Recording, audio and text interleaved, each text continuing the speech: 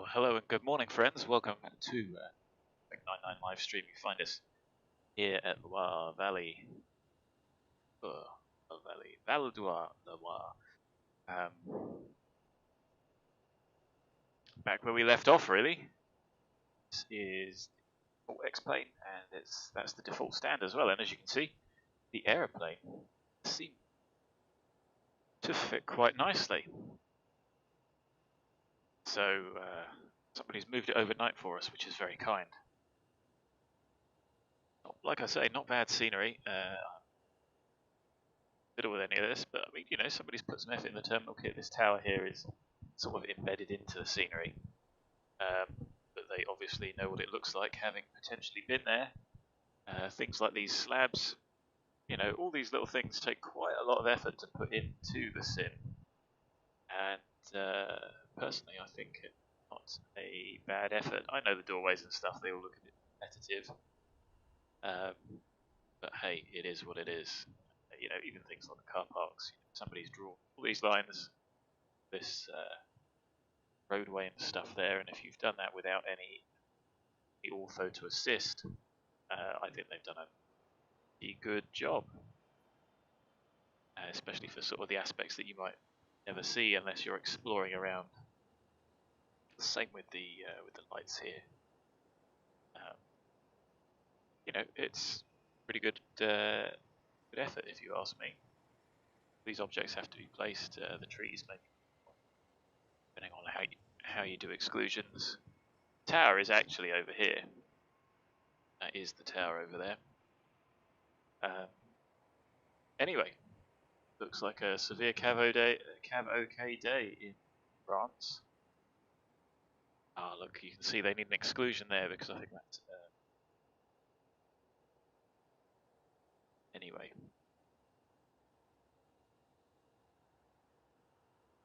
That's pretty accurate as well. Yeah, severe cav OK. We're going to head back to London where there is a chance of fog. Go jet early. Halo, thanks very much for joining. Have you only just joined? Thanks for the sub and thanks for joining, and a Merry Christmas to you too as well. I'm going to pop the GPU on because they don't have gate power here. And I don't need to read the meta out, I can load it up. We've got plenty of time. I'm going to depart a little bit early. Got an interesting route, quite a rapid climb and then a descent again. But I'm going to do what I'm told. You can see cav OK with only some light rain and mist. And then Stansted, look at this. Currently no cloud detected, but tempo 6 to 11. So until now 300 meters of fog, broken at 100. Tempo, and remember we said that that is forecast period, half of which no period greater than an hour. 50% of the forecast period, so the forecast is saying there that between 11 and 16, for no greater than half that period, and for nothing greater than an hour at a time, they end up with 6,000 meters, 800. With the wind changing after we arrive, so that's the main focus for us, and which is why I've planned an extra 30 minutes additional reserve fuel. 15 would have probably been alright, but you know how it could change in an instant on VATSIM. So those are the ones that we're worrying about, to be honest. I mean, broken at 800 is not it's not terrible, but it'll be IMC all the way down to there, and then 6,000 meters. Well, I mean, 6,000 would be legal for VFR, so obviously the cloud base wouldn't. It does get any worse. Departure alternate. Quite sure why, to be honest. Maybe because broke. 10. Well, it's cav OK now. That tempo 2,000 light rain and broken, rolling in, which is a little bit odd. And our alternate today is Zibo. I've never seen drizzle rain. Maybe that's a Dutch thing. Drizzle, yeah. A little bit of sleet or Holland potentially. Potentially prop 30 tempo. So, with that in mind, let's get the jet fired up. Again, quick and dirty startup.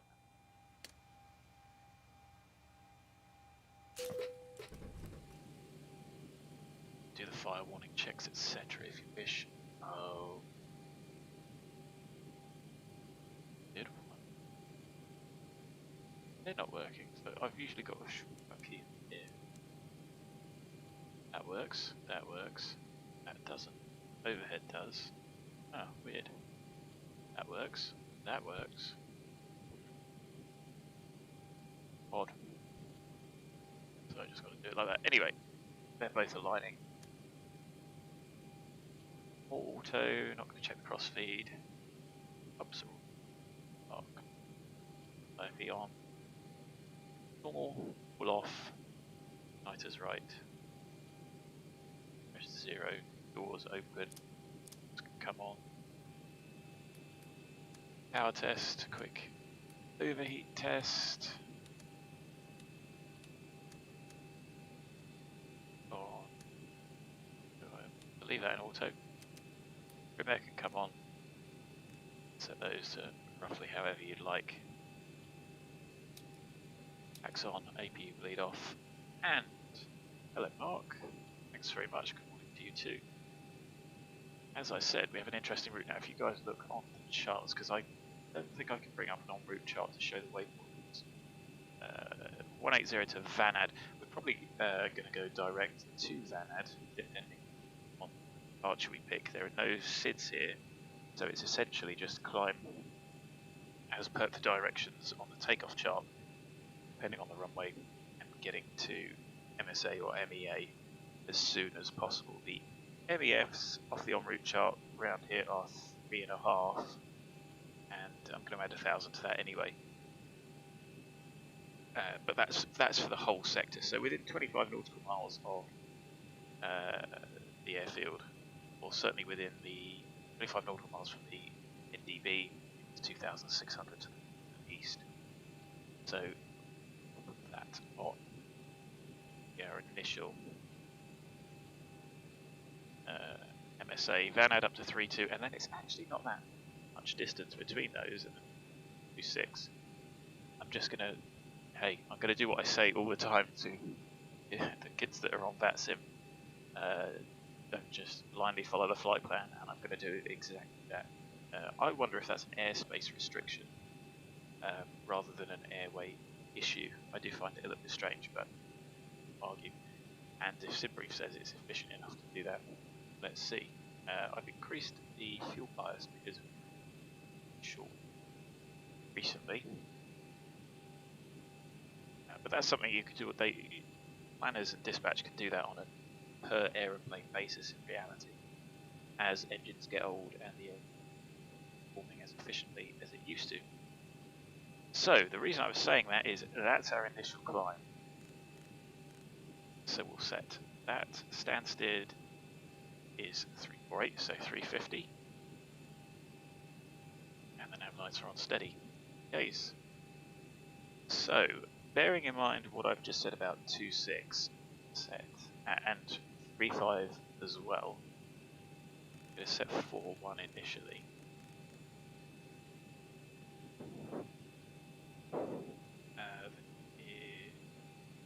No ATC online, so get the weather off of VATSIM. You guys could get the weather just off of Google, pop in METAR and then LFOT.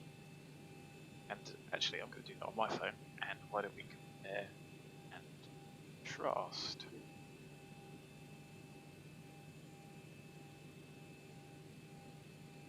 So there can be a delay getting it into VATSIM, and I'd like to expect that Active Sky gets it officially very quickly, seeing as that is sort of their business. 1100 and VATSIM's only got 1030, so I think it obviously takes a little bit of time for the VATSIM servers to hoover up, or somebody to hoover up all of the worldwide METAR.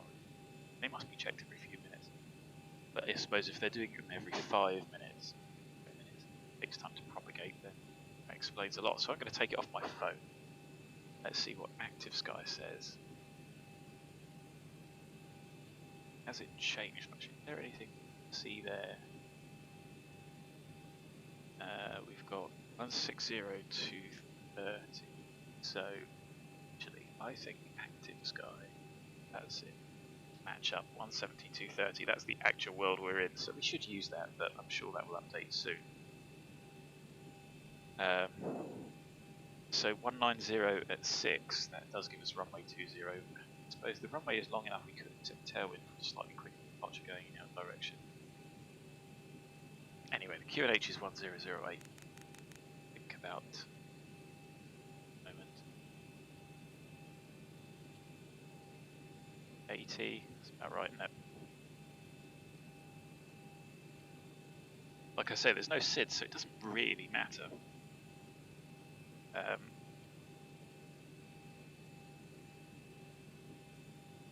New link.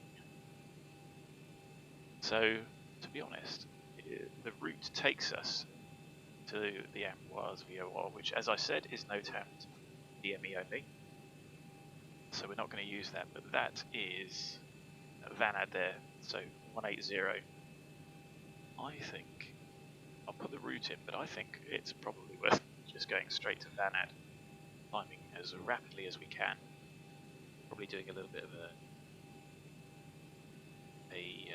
efficient climb, which means yeah, with the restriction under 10,000 feet, no ATC online, and then heading off into the big blue yonder. So, continue, brake RTO light comes on, off, power we have, brakes on, it's set to 2000, and you'll notice I did do that, so I did the replay. 331 is set for the ADF on both sides, 1055 ES for the DME, 138 for the TACAN. We can use the DME for the TACAN, but we shouldn't be able to use the azimuth guidance. But the aeroplane may well know where it is and then plot that in the FMC. But from a purely radio nav aid perspective, that in reality you just get the DME. Bingo. So let's load the aeroplane up first, shall we? Before I forget to do that. So, page 1. This is what I generate. I have a little spreadsheet that just summarizes that when I type in. Although I do need to update my calcs, or at least update them all to match. But like I say, it's a plan. It doesn't really matter that it's always a couple of hundred of those out. You have got one full jet today. Put 2 tons of cargo in the back, and then 631 up the front. I could probably get away with all of it in the back, actually.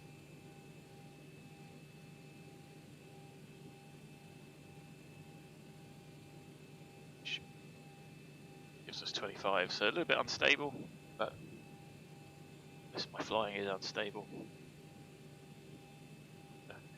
As you can see there, an hour and 1 hour 8, 3.1 tons, because don't forget we've got those climbs, those descents, there's a couple of level segments on the arrival.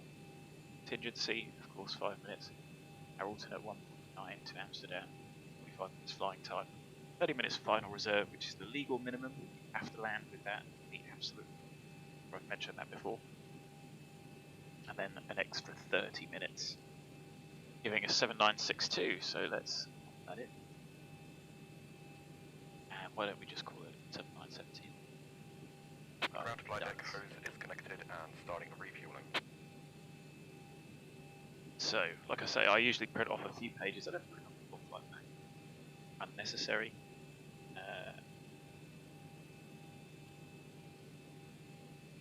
That's that loaded up.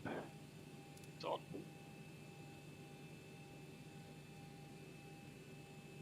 and we can jump into the FMC. Correct. December the 29th, next week, is AirRack Day. That's going to be a pain.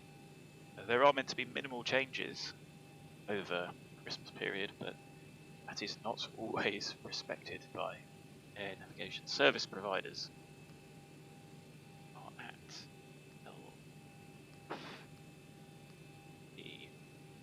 This boot.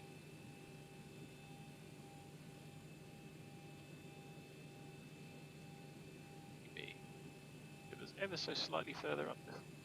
Changed it. Now we're at gate 2. I'm quite sure that they even exist, so not that it matters. Check the weather again just to see if it has updated it. So, route-wise, going back to Stansted, and you can see the changes that I've made to Stansted. Certainly around the 2-2 hold. Hopefully that's... they were really minor. It took like 2 minutes to do them to get rid of the strobes. I don't think there are any strobes at Stansted. I'm pretty sure runway strobes are rare in the UK. I think I've seen them at a small airfield. But at the international ones, I don't think they really exist in this country. They're certainly not listed in the AIP, so I took those out. Took away the blast pad. I added a runway shoulder, which is probably slightly wider than in reality. But it does have one, so we'll add it. And in future, for X-Plane 12, there might be a property to be able to change that width. I don't know. So, route-wise, I'm checking this. And was VOR Alpha 34 VANAD. So that's why we're capped at 180, the low airway. November 874. Aims, Tango 191.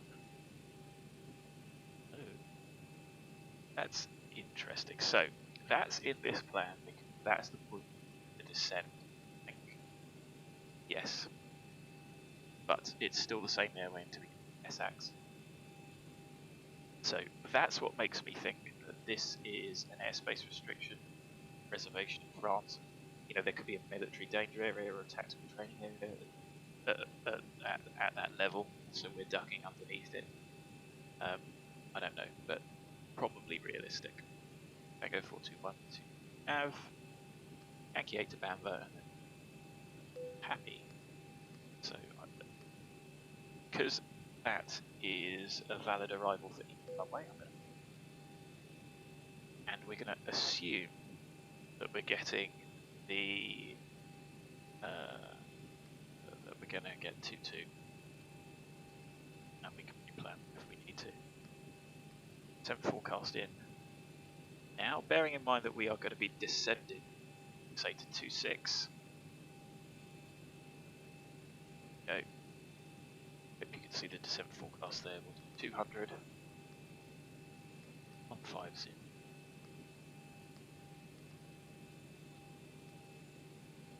Current QNH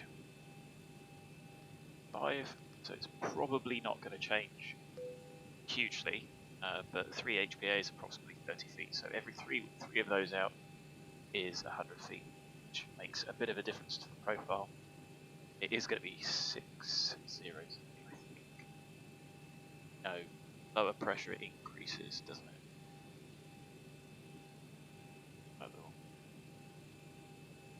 Yeah. So, without my trusty cheat sheet, which I might as well look for. Ah, I found it. So, transition level in the London TMA is 6,000. As the pressure drops, it increases. So, between 1013 and 995, flight level is going to be 85 with the minimum cruising at 8, so it's 75. Put these figures in, shall we? 232 and 27.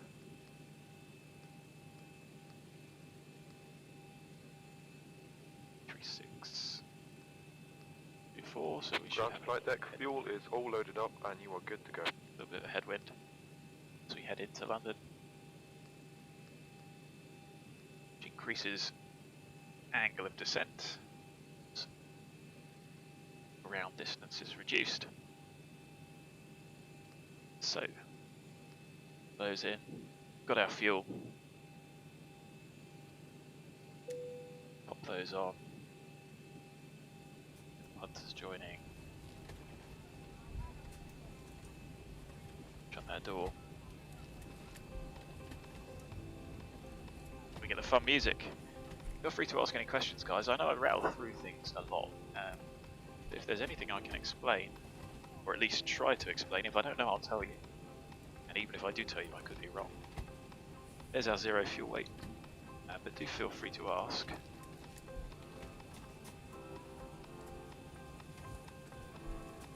So 60.9. It's 300 kilos heavier. That's fine. With our planned fuel, we've actually got 8, which, yeah, rounding is pretty much what we expect. So reserves 3041 from the OFP. 2. Scribbling these things all over the OFP. It's handy to have them at your fingertips. Need them rather than have to scramble around. So that's a gross weight of 68.9. And as I said, the initial climb 80, and that's what the upper climb will reflect.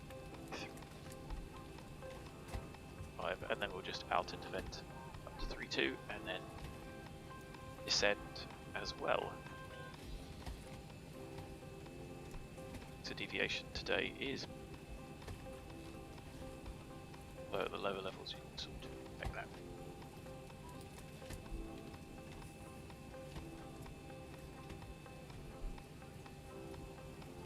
So performance in the moment. Now the real question is which runway we take. It's a 2,400 runway.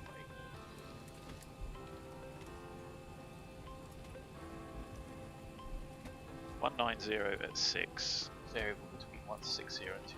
So it's a 5 knot tailwind.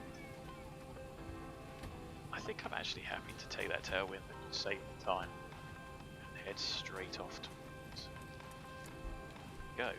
So why don't I do the performance? As you can see there's our route. It's essentially straight ahead to VANAD. So why would we not? Why would we take off this way? We're only going to be doing it effectively, you know, a downwind climb to go back to VANAD, and with a 6 knot tailwind. We can't take a reduced. We can't take an reduced peak off. No A cars. Okay, right. So LFOT. I think 2. Check the METAR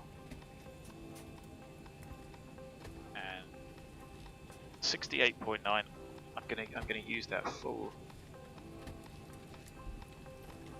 our full current gross weight. Not gonna burn a lot. Taxiing out. I'm gonna start up, and we're gonna start on stand. Obviously, there's no push required.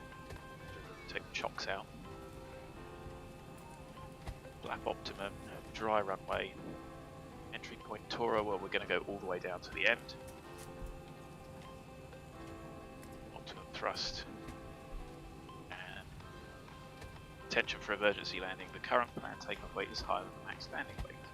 Yes, it is by about 3 tons, so that makes it an overweight landing, which makes airplane toolbox quite useful. That's literally just what's come up on the screen. And apologies, I can't show it because it's on a separate iPad because it now runs as a server.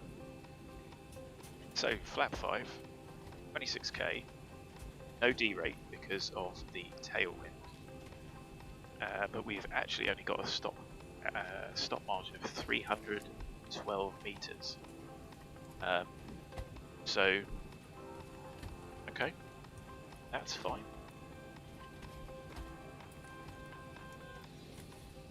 double check the chart. Yes, 2404, 2404. Happy, so it's not taking into account anything error. Like I said, dry runway, flat 5, 26. Toga, no issues with bleeds or weights or anything. 26k, no select temperature. Lap 5, 475 because of that pitch up. And you'll see, I mean, it is pretty accurate. I mean, you'll notice I very rarely have to trim the initial climb, which you would be able to hear. So I've got 140, 143. Those figures. 50 over here. The flap is 1600.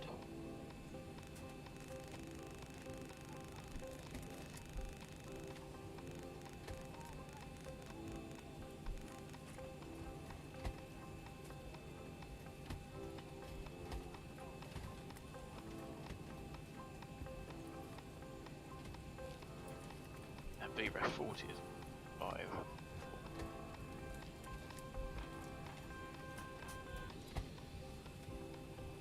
So departure, like I said, there's no SIDS. Big 02. Climb, I said we're going to clean up and hit our target speed as quick as we can. And we'll pay attention to cruise speeds. See the wind flitting about.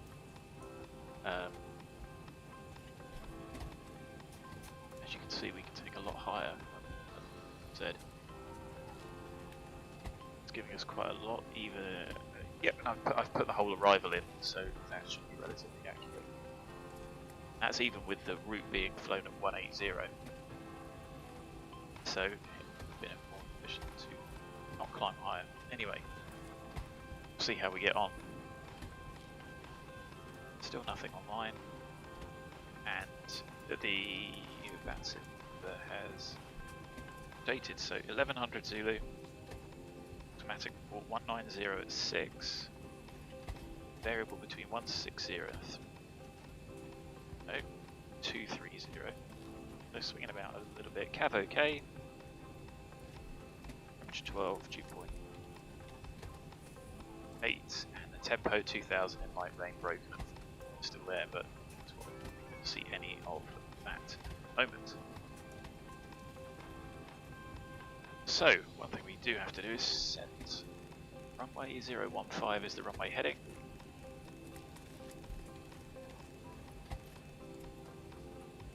And on the chart, recommended Ifr departure procedure, this is just the text. The visibility minimum is 550 meters. Runway 02, climb on 015 to 800 feet, then depart directly climbing to MEA minimum altitude. And on takeoff,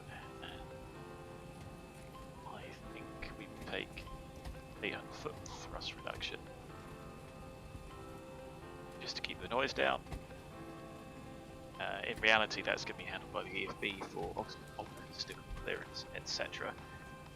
Though I don't think choose obstacles here. The MEA for the airways, which you can get off of the chart, it's the along the airway, so Alpha 3, 4. Oh, that's interesting. So SIPBrief is picking up the MDB and was NDB instead of the airway, which I think incorrect. It's just plotted it wrong. Maybe it knows that VOR is out of service. Anyway, next to the airway it's 065, and as I said, 35 is the F on the chart. So as long as we're higher than either one of those, and I'm going to pop in the TUR NDB. Was NDB 331, 25 miles there MEFs, not that we're going to need them, because of course, severe cav okay, and we can do collision rain avoidance visually. The M1 limit's done.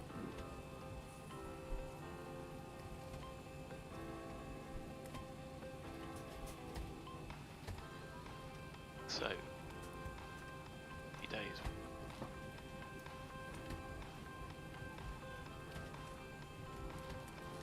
And there, and it's almost 11:30, so start the APU.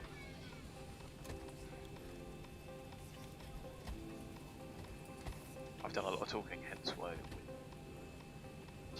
we're ready to go as we should be. So, brake is set. I'm going to take the chocks out. I think about it. Shut that door. And once the APU is giving us air,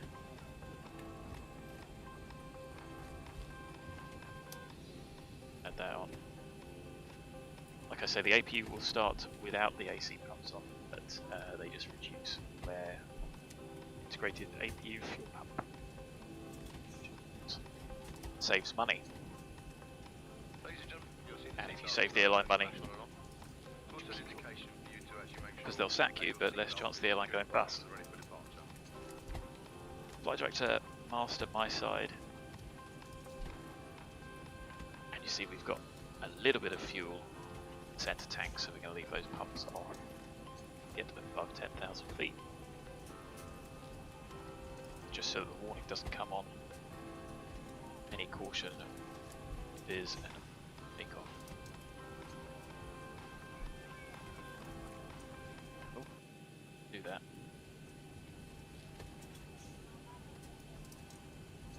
That. Okay. Quick fix. So we'll give it a minute. If we had a minute, have I really been talking that long? You don't need both either, just one of those pumps. See people put both of them on. You can alternate if you're doing a turnaround to even out the wear on the pumps. But it's a bit like the hydraulic pumps. It's the switching on and off which causes issues with anything to start up and cool down.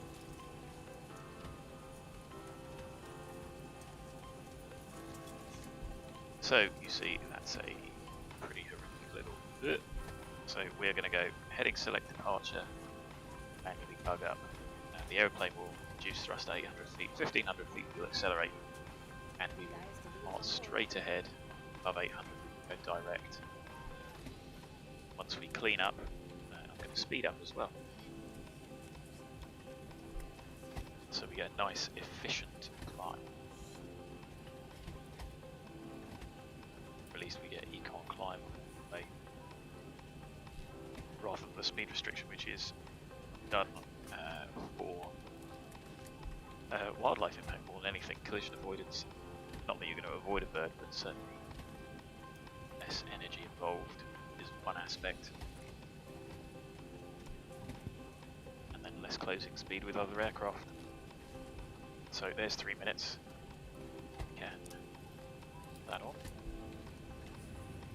Shut the door.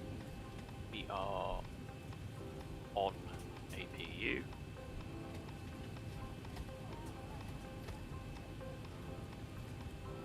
Don't need better pushback. So we can effectively start engine stand.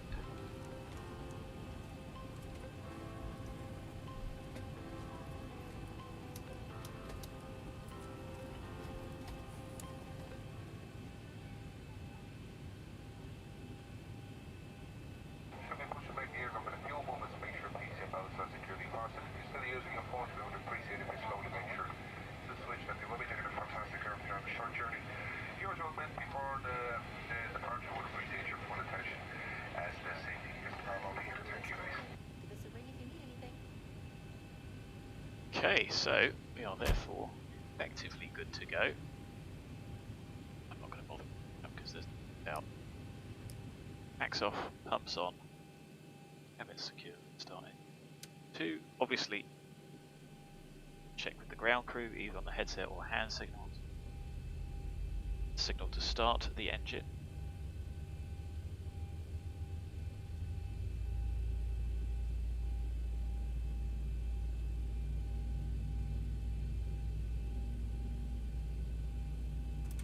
Fuel on 25.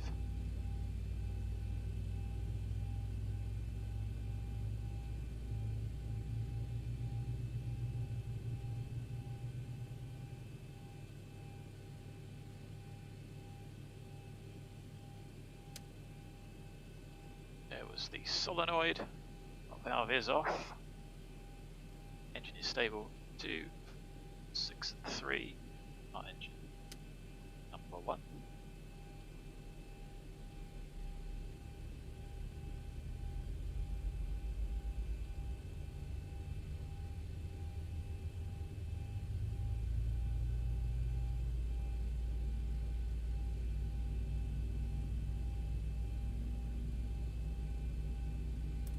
Fuel on.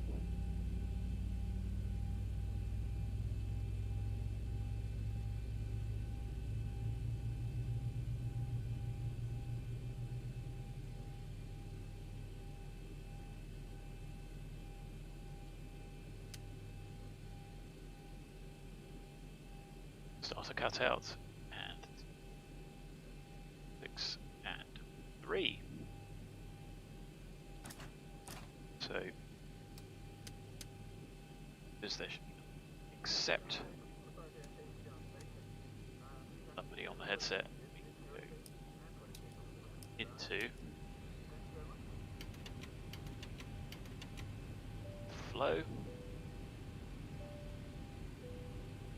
That was one thing to check. It's the config and drills. So how else are we going to know if the horn sounds? I think it's what I'll do is quick test now. There you go, that does work. It's because the brake is set. Anyway, flap set. Full left rudder. Full right rudder. Engine start switch is set, not start switch.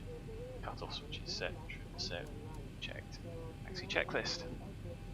And virtual right now, one of these you can bring off, which is generators off, no lights, APU off, not required, switches, continuous. Repeats on, anti-ice not required, air conditioning packs, auto, leads on, isolation valve, flap, 5 required, 5 set, green light, stamp trim, 7.5, 5 set, start levers, 2 idle D10, flight control. Taxi, probably going to be 11.6, we're going to taxi right again and down to the hold, 7.8 on board.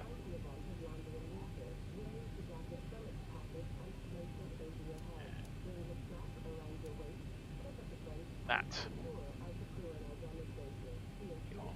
clear to the left, clear to the right.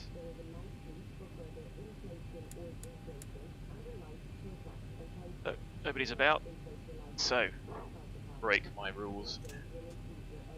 Config check, there you go, so you can see it didn't sound then. It does know it works, and I know it didn't sound. Get away from it. Over here.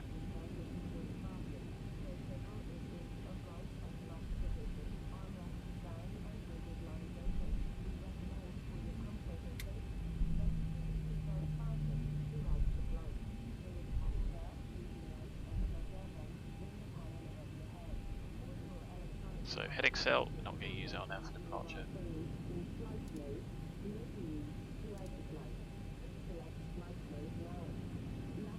A little bit uphill, to be honest. Needing to add a bit of power. You can see why there's blast screens behind.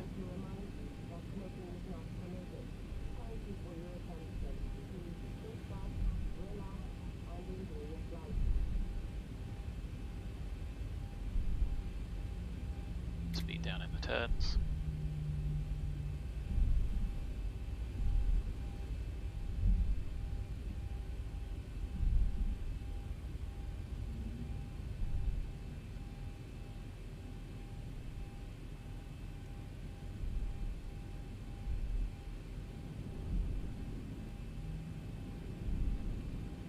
See, pretty short taxi.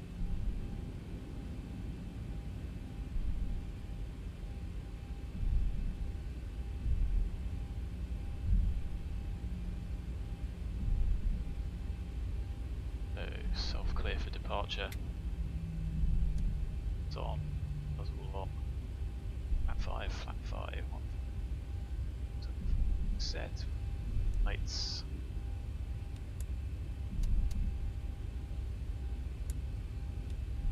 Camera. Action. Okay, the cabin is secured. Have a good flight.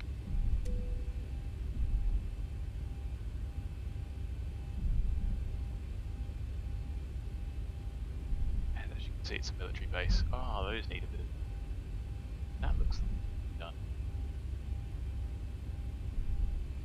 Do recessed taxi lights.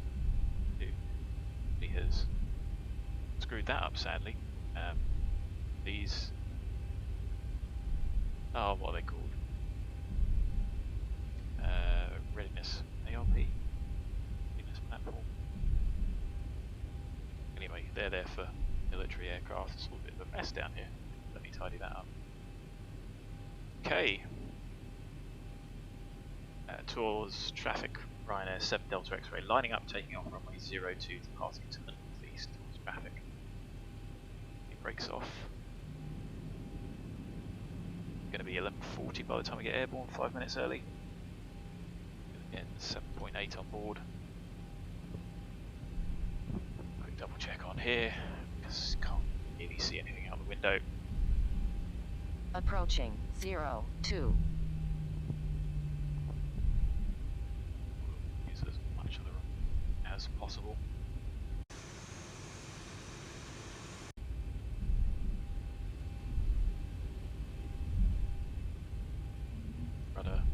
Rudder full tiller.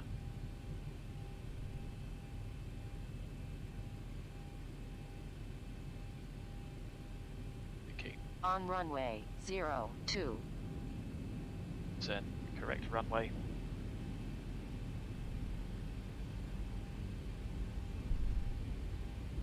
There we go, is 11:40. Power. Ogre. Time. Pressure controls. They're playing straight with rudder. Large inputs to start with. At 80 knots, we are going to look down. Check. 80 knots is got 80 knots. 80 knots. Checked. Release the full pressure.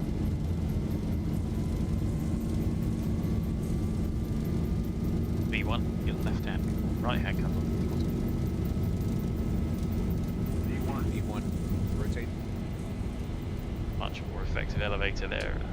Positive grade. You're up. Bottom flight director. Use 15 degrees initially. 400. Heading select. On day. On our way. So 1500. Aerodrome elevation 1000. 350.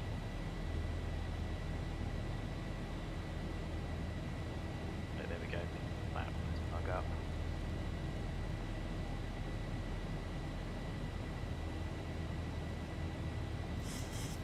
So aeroplane speed is above the white caret.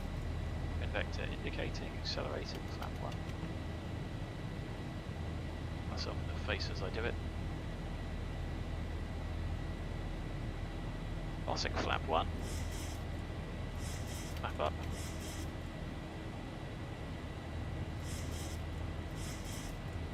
And then we'll flaps up, no lights.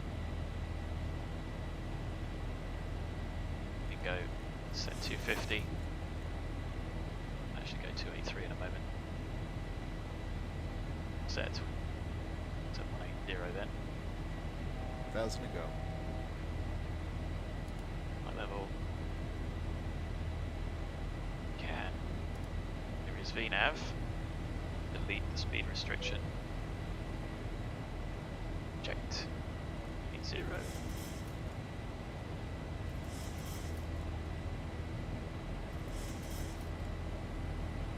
Select direct VANAD.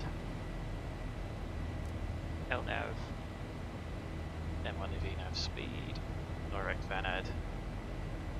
accelerating,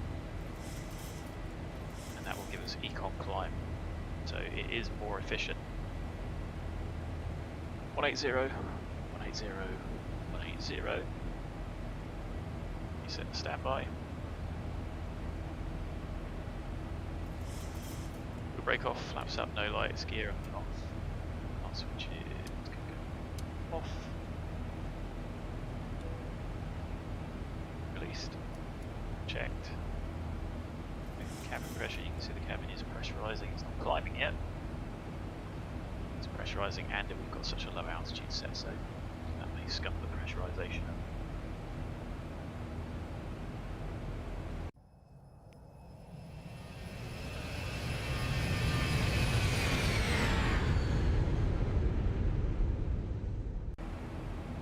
Beautiful day in France. So that was a relatively busy approach, to be honest. Departure being single crewed. You can see there's the MSAs, of which we said in the sector that we were going to be in, 2600 over here.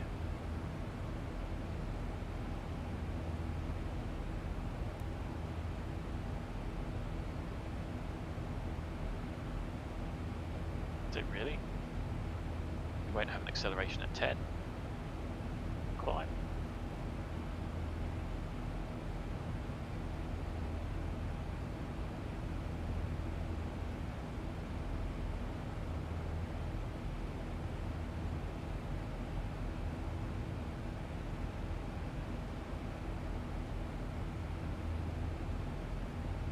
Oh, there is 10. Lights off. Pops on. Aeroplane is pressurised. I mean, you can see the cabin out still 0. Relatively low cruise. Hunters out. Hopefully, when I increase that cabin out, because we'll have 320. So set that, shall we? Let's see what pressurisation does. So set once, MCP first. Pressurisation, there you go, that's going to increase. They're going to, well, we only had about 60 kilos in there. As long as it doesn't go ching yet, might get 1,000 feet a minute, but we'll see. Centre tank's empty. 3-2 set once, twice, and then to update this, I'm pressing VNAV out into vent. Bingo, there you go. And you see it changes.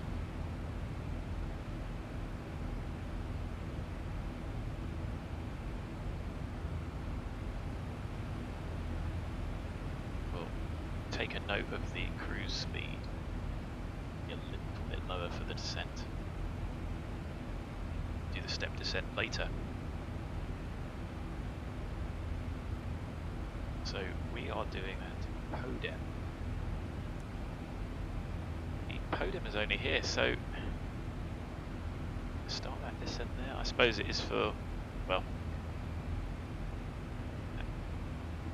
which I have is PODEM. At PODEM. Off, because those are two different things. No, so we'll start our descent at PODEM, step down.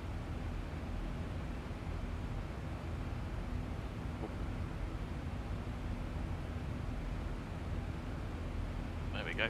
Some clouds have magically appeared.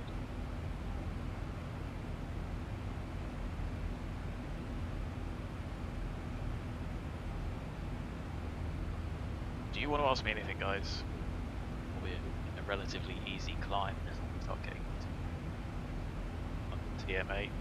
Start having to think about see if we can make that descent tidier than yesterday. There's a little bit of traffic about, but not much. I imagine there's still quite a lot of people at work. EA62, the one I know has flown those.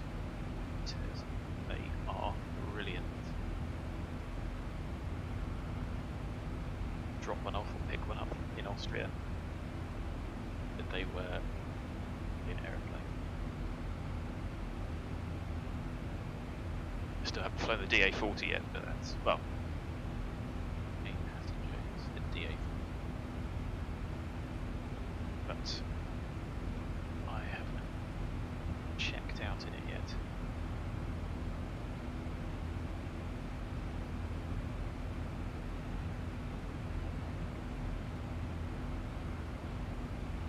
I may have to run to the door because Ifr 5 stops away. Chaos going on outside, so you'll have to excuse me. Feel free to ask anything. I might go a bit quiet on the mic. Just take the headset off so I can hear it. Do feel free to shout in chat. Ask anything. Do our last 10 check. Do it slightly early. See the cabins climbing quite steady now. I was expecting that to go up to about 1,000 feet a minute, but pressurization schedule was obviously figured it out. God, so it's bid day and there's a massive dump of a truck that's turned up. Joy. Chaos outside.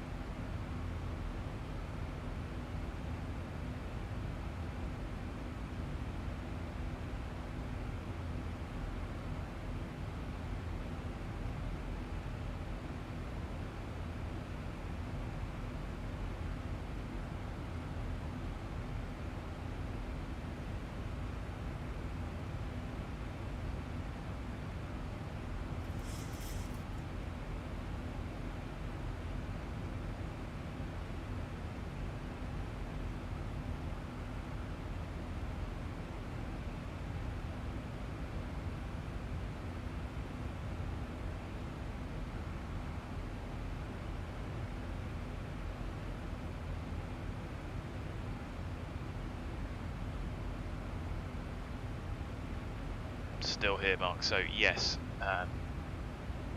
sometimes SimBrief does odd things like plans via low airways. But yeah, the departure from Stansted has to thread through the Luton departures and under the London TMA and everything. And as you saw, Escobar today. Yeah, some people get a bit triggered by it. So, yeah, it might just be a combination of the weight, the fact that it's not very efficient to do that climb. If you're just going to go straight up and come straight down again, and it will take into account that departure from Stansted, which, as you saw, even in reality, I don't think anyone ever flies that. ATC will thread you through.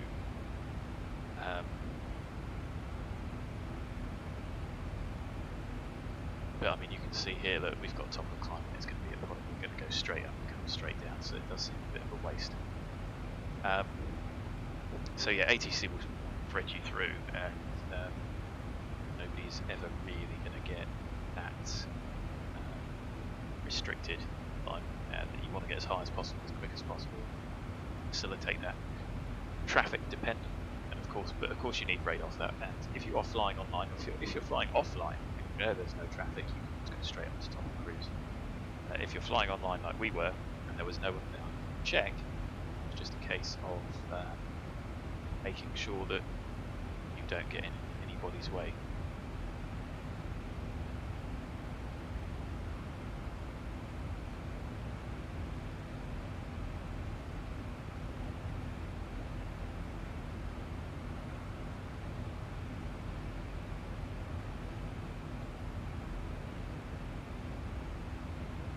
Well, I mean, it's not necessarily a case of not realistic. If it was really busy,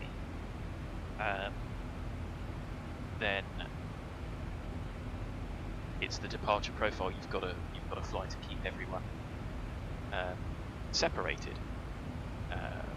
But, like I say, in reality, your aim and ATC's aim is to get you, well, ATC's aim, the cynic in me says they want to get you out of their sector as quick as possible, fob you off to the next person. But everyone wants to get as high as possible, and ATC will facilitate that. They've got a radar, and they know who's going where. You don't. They can do it. So yeah, it's traffic dependent. Just like the arrivals, more often than not, these profiles won't be flown because you've got a radar environment and somebody for you. They will just vector you and keep you clear of. Don't forget, there's a puck around the aeroplane for separation. Oh yeah, okay. The ceiling that separates. The thing is, I mean, it's difficult to say. It could be just like today with this up and down. I'd have to do a bit of head scratching to try and figure out why exactly this is. But sometimes, like we've done trips in here over to bits in France where cruise has been at the low 20s, just because you're at the top of a low airway. And there is nothing higher. Now, I mean, I know there's free route airspace all over France, so you could arguably go up higher in that.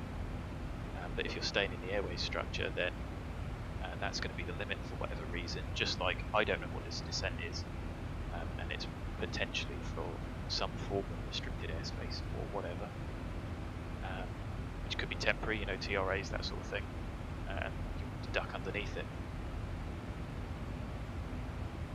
But there might, it could equally be a glitch without having a look and a head scratch. Could try not doing the departure SID and see if that gives you anything higher. Because if it doesn't, then it's quite potentially just an airways limitation. And if you pick another airway instead of the low one, then you might get a higher climb. So play around with it on SimBrief and see what it gives you every now and then. I do like to try and get Eurocontrol VANAD routes, but that's harder and harder. And to be honest, I don't always have the time to head scratch and look at the route availability document to try and figure out exactly what they're after, because it isn't for real, and often VATSIM controllers, they don't operate 100% realistically. I mean, they do, but you know, for instance, they're not going to take into account necessarily NOTAMs saying out of use or a NAVAID's out of use. So on longer routes, then that's a bit more interesting. I get it in Europe because it's quite congested, but certainly on longer routes you shouldn't have one. But equally, have a look at the en route winds. If you've got maybe 100 knot headwind, lower down you've got a 40 or 50 knot tailwind. It might be, you know, SimBrief does do those calculations, that it's going to play off the benefit that the lower is better. So yeah, there's a lot of variables. I mean, like I say, don't always just blindly follow it, but more often than not, SimBrief is correct more often than not. And if you get those little quirks and you've got a bit of time, have a head scratch and have a look, so you can figure it out. And if you can't, just do what it says if you want, and if you don't, take the ultimate cruise and see how you get on. I mean, you can certainly compare the fuel figures in the same flight. And we're going to go straight up and come straight down. Oh dear, that was a waste of time, wasn't it? But it may well have been more efficient to do that. 1,000 to go. Correct.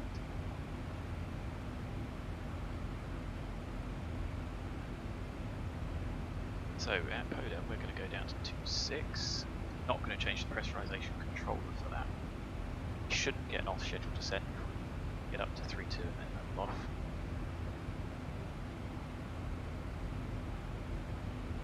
And of course I'm going to get a knock on the door just exactly. Start planning it.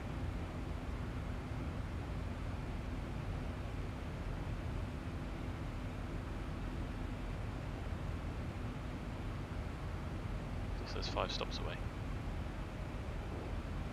That's streetable. So there you go, diffs at 8, cabin's at 6. Cabin is still climbing. It's going to go horrifically So we're going to set 26. And then we're going to out into vent when we get to PODEM, which will give us 1,000 feet a minute rate of descent. Cruise up here, 67. 26, we're going to be in the territory of.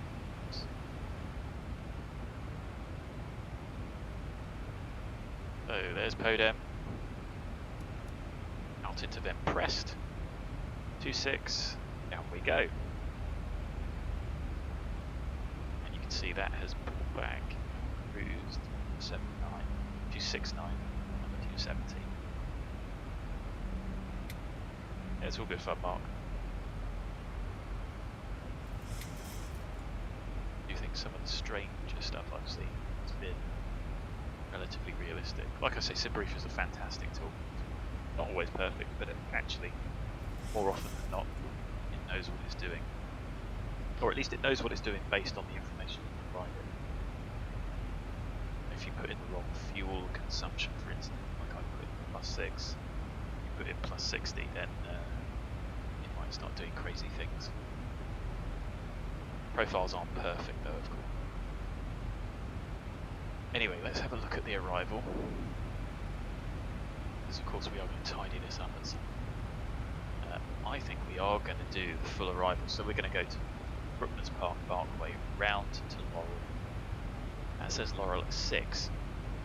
And then bypass that. I'll leave that 3 in there. I'll leave that 3. What I am going to do is count that 2. It gave my head a bit of grief. I'm going to keep that mandatory 3. I'm going to make that 7. No steep descent. Yeah, I'll tell you what made this compared to 20 years ago. And the fantastic thing about all of this is, you know, things like Zibo 3. Okay, you've got to buy charts.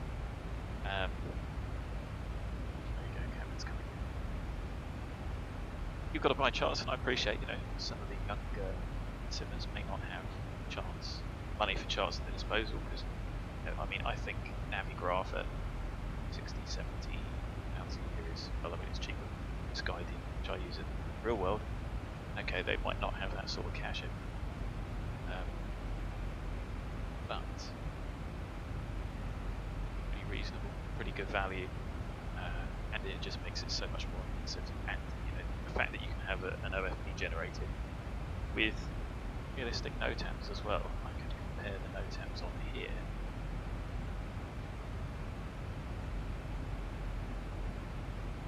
There you go, Stansted. Really? Nothing. I mean, as I said there, so VORD was the VOR part, party French.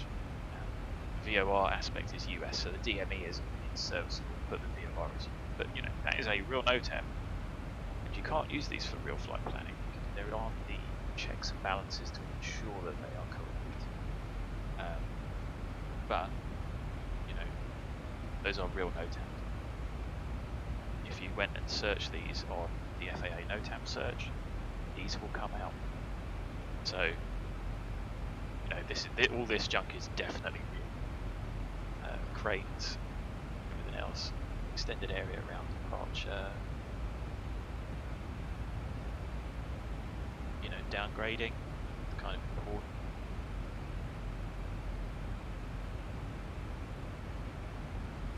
French FR NOTAMs, but this junk.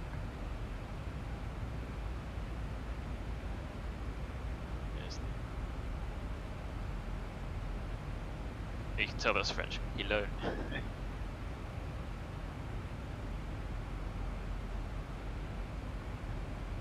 Going up to 6, still at 1,000 feet a minute. There you go, TRAs, AIP subs. So maybe we can be dipping underneath some of these. You know, look, London FIR. Warden. RMZ's closed, that's kind of bars, nobody really needs that. But you know, some of these are pretty PDAs.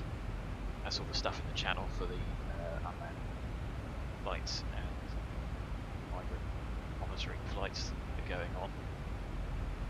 And these are all free. I'm not, you know, there's nothing sneaky about any of this. You can just Google them, to be honest.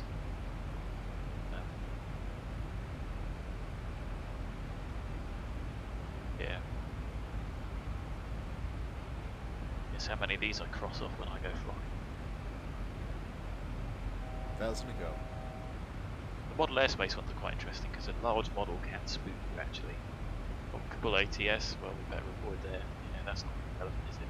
Anyway, pages and pages of evidence.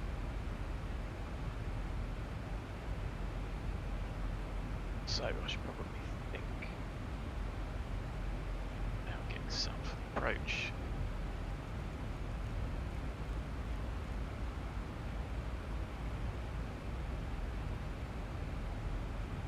Actually, the only restriction is lower all the rest. Oh no, there is December landing. Mayfield, 200 at Mayfield. I'm sure it'll be in there if it isn't. Do need is 5487 minutes.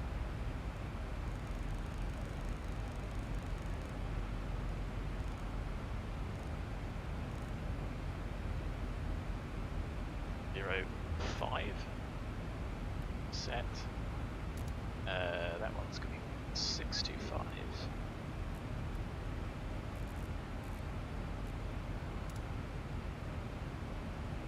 Well, P4E, you have a problem and you're in the wrong place, my friend. I don't have it, so I can't help.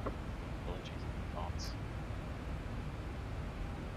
I think there's lots of problems with that particular tip. What I can say, mate, is if you want to fly the 737, buy X-Plane. Treat yourself for Christmas. Get yourself X-Plane.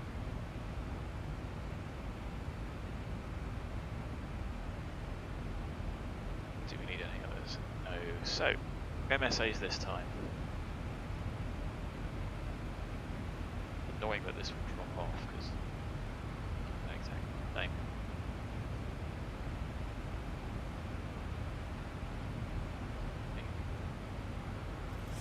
It's 2.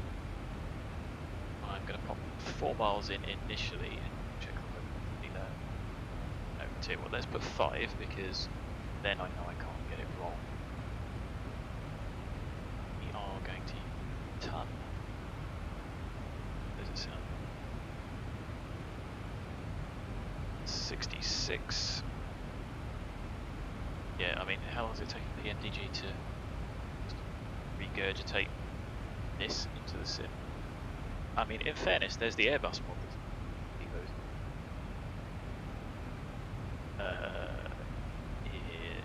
Sim 2020. So let's get the weather. 190 at 5. So yeah, that's 2. I suppose you could take the other one, but 22. 1150 Zulu automatic report. 190 at 5. 9K visibility, no cloud detected, rate dew point 8. 4, and of course I had forgotten to set that.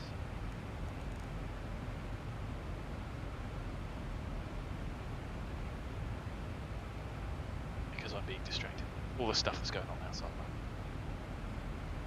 How is the Amazon man still? How is the Amazon delivery person still 5 stops away?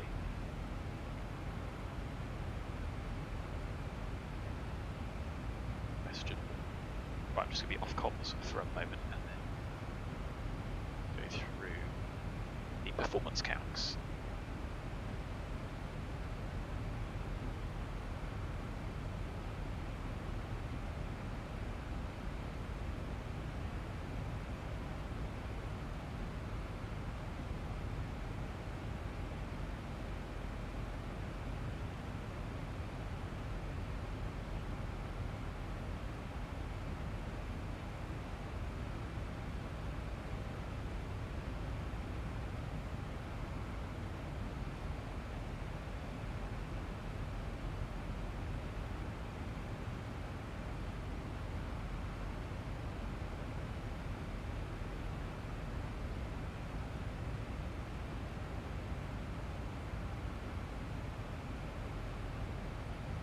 What's that, Mark?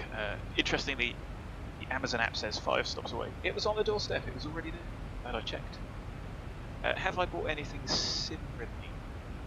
I bought the Flying Iron Grob 109. Didn't like it.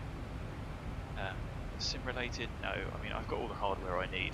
Don't really need anything else. No, I don't say that to brag, but you know, I bought rudder pedals, the WARTHOG HOTAS. I bought those all ages ago. I would like to upgrade my monitor at some point. I like 2199. I would like to, at some point, change that to a 1440p rather than 1080. But I think I would need a new graphics card for that. Guess what? Can't get those, although I did see 1080 Ti, the Founders Edition one, the NVIDIA website. It was in stock for a second and then I'd hesitate. Partly because I looked at the price and over £1,000 for a graphics card is mental. But needless to say, that went out of stock pretty dark. Sim related? I don't think so. Really don't think so. Yeah, it's been all quiet on the sim front. So apart from enhanced Skyscapes, well, I've just got that all. No, not anything.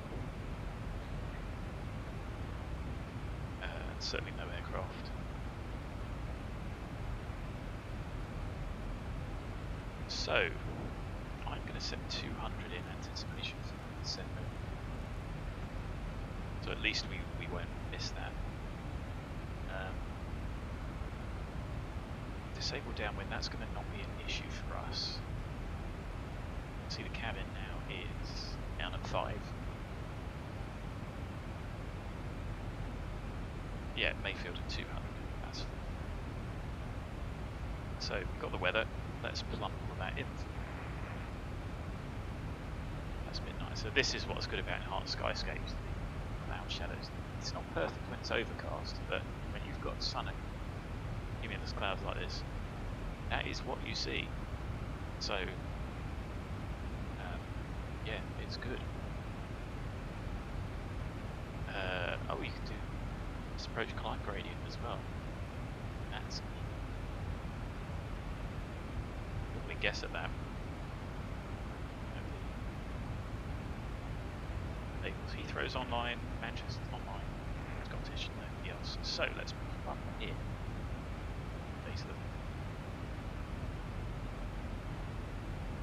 Oh yeah, I mean it's only been over the last few years with crypto boom. Otherwise, I got my 1070 for I can't even remember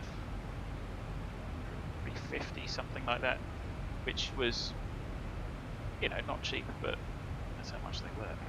Boy, am I glad I did get that, because it's worth the same as it was then, is now.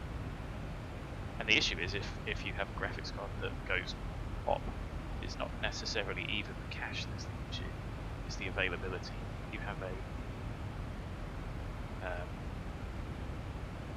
if you have a failure, you are stuffed.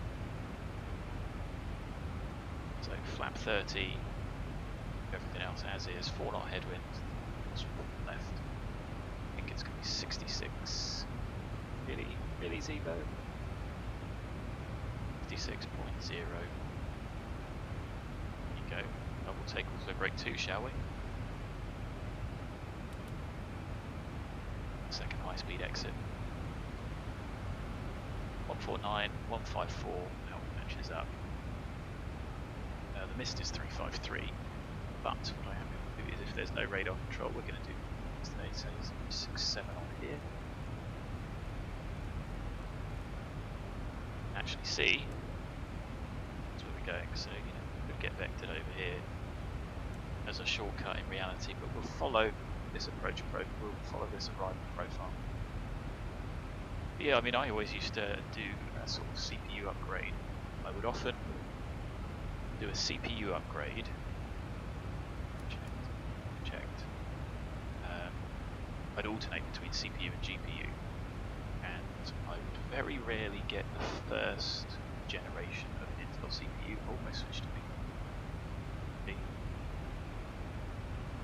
I've been Intel since the Pentium 4 days, to be honest. It's because of the gaming edge they've had.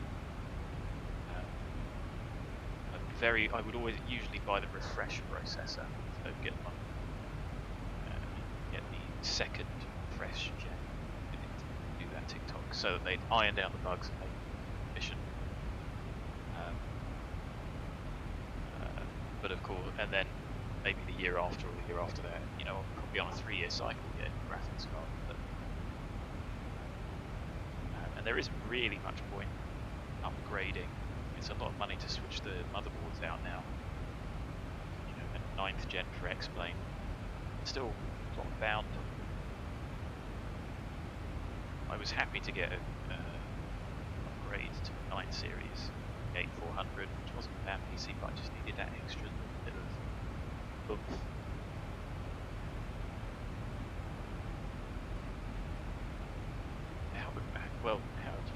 Did you have a graphics card with Halo?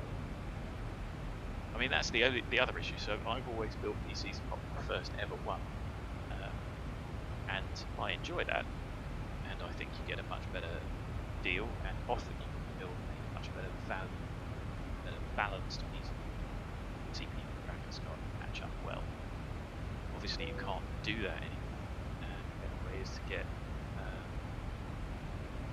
pre-builds, because they're the only ones with the stock, which isn't terrible, but they can often be quite restrictive when it comes. Traffic, 905, Alpha, 8 mile final for runway 86. 360 Ti, yeah, that's probably a nice GPU, isn't it? I guess you had that before Halo? 12.7, okay. Yes, I mean they're probably good. So what I'm saying is, don't get me wrong, I'm not saying that the 11 and 12 series are terrible. What I'm saying is, for my use case, which is mostly X-Plane, I don't think that the increase. So I didn't mind getting a 15% increase, the 8.4 to the 9, or I think the CPU was about 150, 180. That I thought was worth it, but by the time you end up getting a new motherboard, DDR, they still got 4, or are they on 5 now? New memory, and swapping it all over, it makes it less of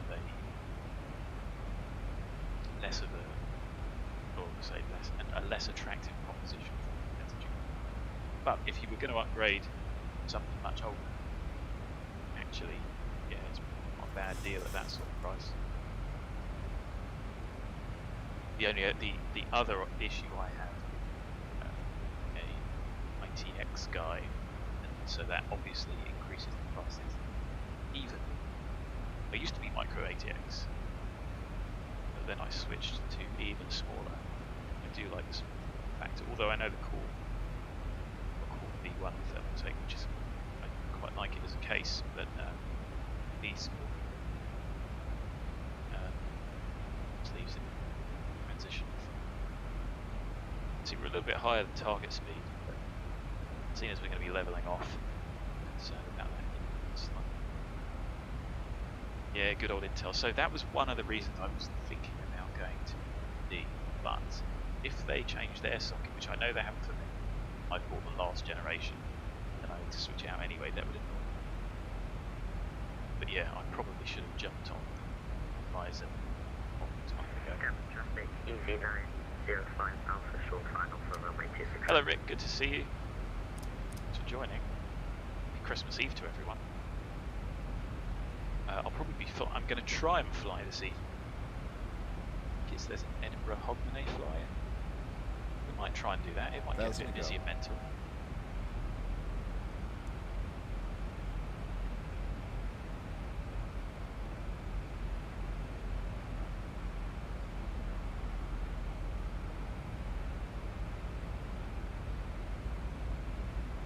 So there's 200, and I'm going to let VANAD do its thing, and if we have to go missed at Stansted, it's not. Yeah, hardware, PC hardware is something of a nightmare at the moment. I'm going to leave the anti-ice on, out. Don't forget this can change at a moment's notice. Approach brief 105, active left, available on the right. Treble 2 set, 2.5, 6.6 is the intercept. Minimums 548 set. The RVR 550, which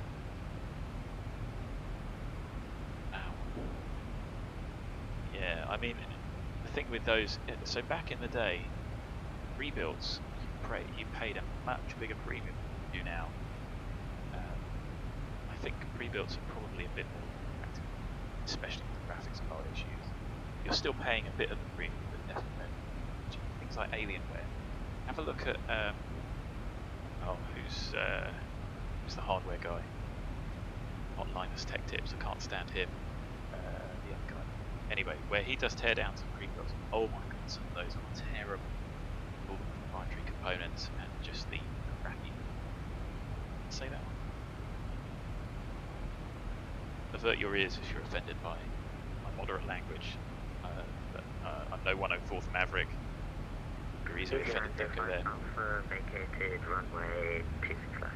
Yeah, I mean, I've relatively building my own and saving. Even if you're only saving, you can worry about warranties and stuff. If that's your thing, fine, but building these, I like to know. Life is good, thanks, Rick. I am, touch wood, not sick. I've had COVID booster, I've had flu jab, and no real side effects from either of those, to be honest.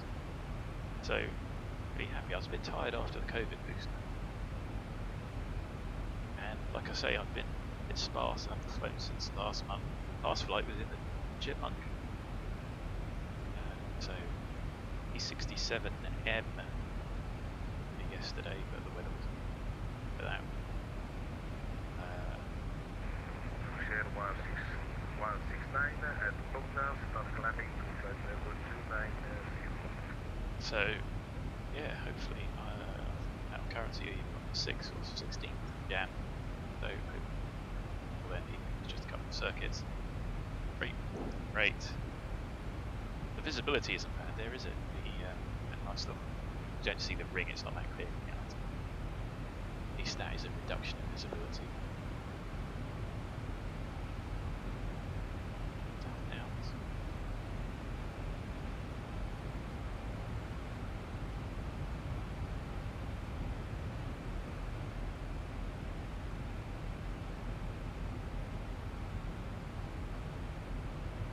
Yeah, I hope well. Well, yeah. So I mean, everything isn't closed here in the UK, but I think we haven't been going out as much. Hospitality sector is down there. I was only out last Friday, and I went over to a friend's the other night. Just sat in the garden, sat in the garden with a fire on, just like we did when we were only not allowed in people's houses. So yeah, I think it's testing times, regardless of how you feel about the politics of it all. It's certainly not ideal for everyone.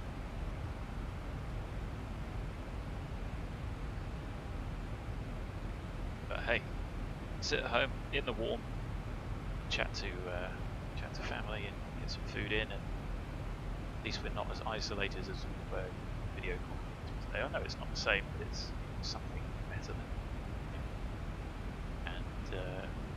Gives you some online flying time. So, I'm going to set 70.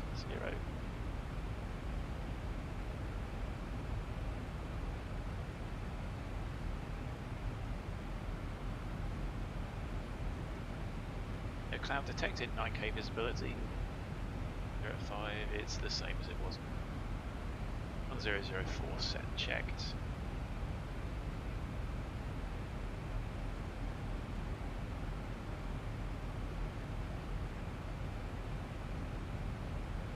Get the traffic in at holding short of Bravo. Over the London TMA, Northolt. Around the left.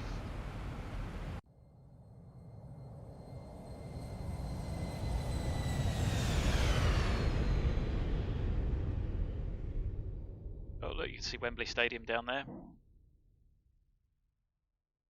Don't I? Oh, I didn't want to do that. Idiot. Go, look. There's Heathrow. There's Northolt. There's an aeroplane whizzing by. And you can see quite a lot from up here. Like I say, there's Wembley. There's London.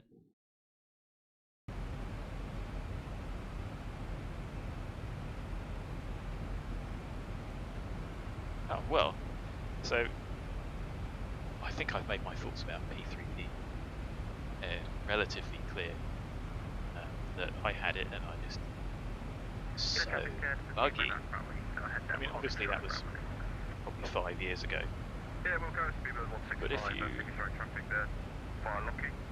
haven't got 28 runway 27 left and hold November Bravo 1. If you haven't got decent triple in X-plane and P3D is working for you, then good on you, mate. I think there are benefits to lots of sims, benefits to lots of different things. Certainly, I'm happy. Zibo and X-plane when it comes to tube flying. Shame Concorde is still a bit junky. I haven't touched it. I don't think it's that much of an upgrade, to be honest. I did mind $5 for it. Significant amounts of hate going on. Yeah. So yeah, I mean, it's what works for you, isn't it? I mean, I don't hate Licensing 2020, but promises that were made was, in my opinion, is certainly not as good as laid out. It looks nice, but you know, even their equivalent of the Ortho, I don't think as good as the Ortho on here. And I know you've got to have hard drives, and it's not as good as streaming it. But I like the flight dynamics, and what more do you need from Zibo? So, horses for courses, isn't it? You know, like the biggest thing that annoyed, I did have it for a while. Biggest thing that update junk. Let me choose to update it rather than forcing it. Like if I want to fly now, you know, if I'm on a schedule to stream, I don't want to have to wait 15-20 minutes for an update. Just irritating. 165 heavy via November Bravo 1, lining up runway 27 left, departing Maxi 1 Golf departure, Heathrow traffic. So, bit of traffic here at Stansted. We'll do some calls. There's nobody around us at the moment, so there's no point in me doing chat over Brooklands Park. I think that was a bit turned off, to be honest. Expensive old bits of kit.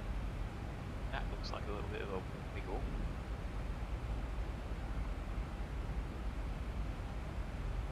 Yeah, that's the thing, isn't it? Like, you can get P3D looking really good, but it costs a lot of money. And hey, if you've got the money to do it, it's cheap. It's not a cheap hobby, but it's certainly darn cheaper than real flying. I think my average for the last year or so has been £109 an hour per logbook hour, just flying, because I've had a few ferry flights and stuff for free, which is, I think, relatively cheap. But when you think about it, £109 an hour, that's cheap. So as hobbies go, it's cheaper than the real thing. Anyway, get secured. Turn the lights on.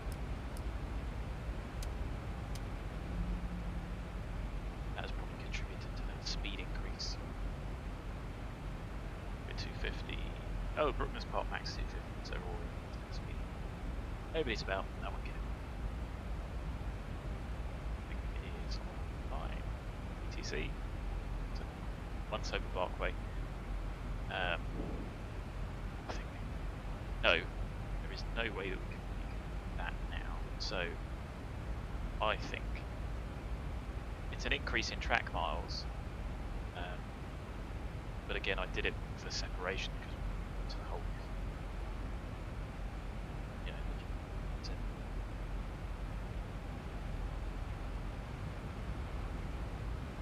I don't think it's severe cav okay. I suppose it says no cloud detected, but that doesn't mean the entire sky has no cloud detected. The London TMA has got cloud all over it. So, like you say, that's the... Does the weather engine and those things in P3D, are they better? Undoubted, yes. Hopefully, X-Plane 12 will solve some of those issues. So, anything else we need? System.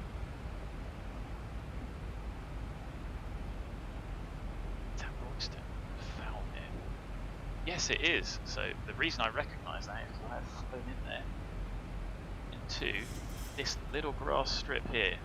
Deliver an aeroplane, collect one. Have a look at that online, right next to Duxford. I recognise that well. Join is fly over Royston, follow the railway line round, circuit in. So just rubbing it in there, guys.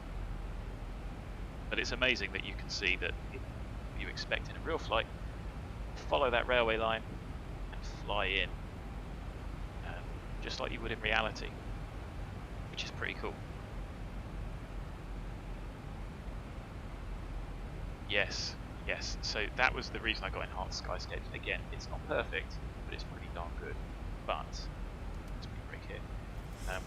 X-Enviro does look good, but like you say, yeah, not with my GPU. A chance. Right, I think we might have to go heading select, just because see that turn going all over the place. So 187. So a Buster Max 220. It's a bit dirty in there. Been chatting too much, that's why we're ahead of us. So overhead, heading select. This is a fly over waypoint, so it's got a circle around it. 187. Not 187 heading, it is a track. And I'm pretty sure I asked for it to be at 70. You really think we're going to get down in that amount of time? Hey, if we have to do another orbit, it's not the end of the world. I'm going to keep the speed brake out.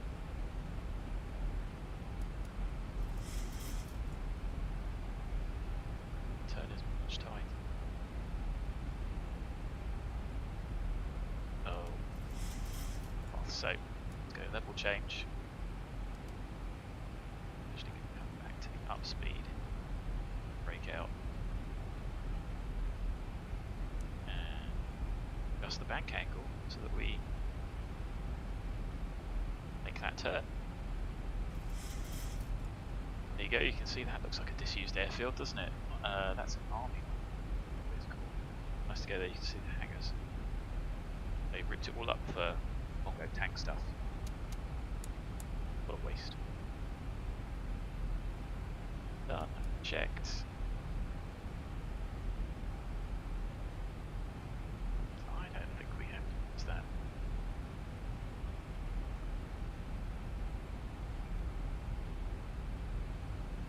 Yep, you can see Duxford found there.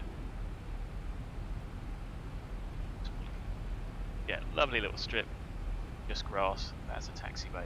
They even have little lights, so you can use it at night time. 7990, see how we get on.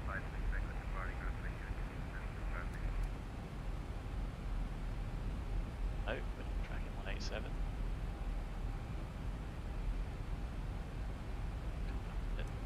Still got speed brake out. Stow it now. Because I don't think it matters. Does matter is Laurel. Stansted traffic for S7 Delta X-ray joining via Laurel ILS runway 22, overhead Laurel, altitude, correction, flight level 8. Still nothing online.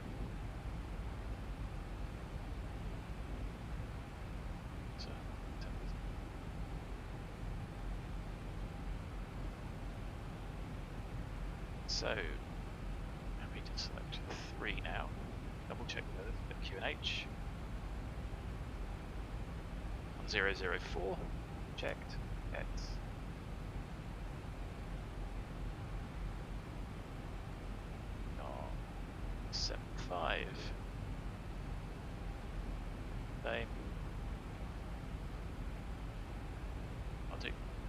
catch up.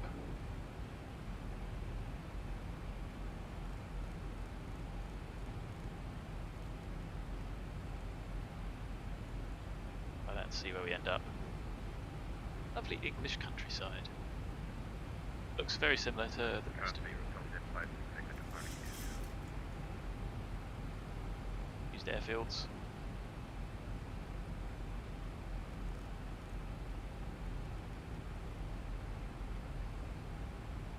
Rigs are stowed with the upspeed, I suppose.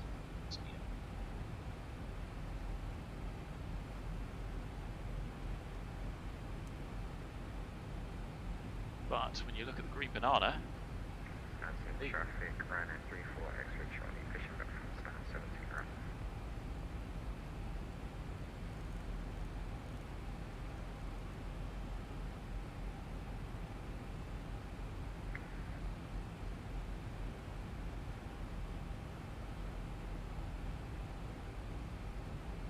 so back to LNAV. But that wasn't bad for me, just that was heading selected.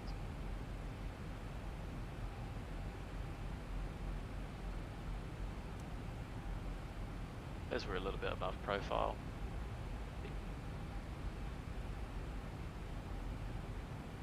Don't forget that's where 2.5. You could arguably get rid of 3. Or Rick, I am.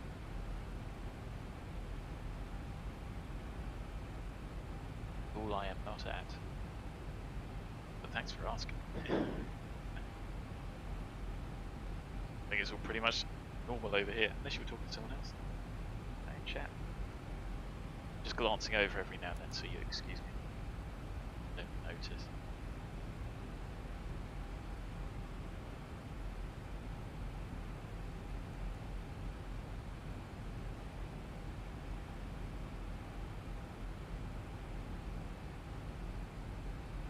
So we'll see how LNAV flies this, shall we? Flat one in a moment.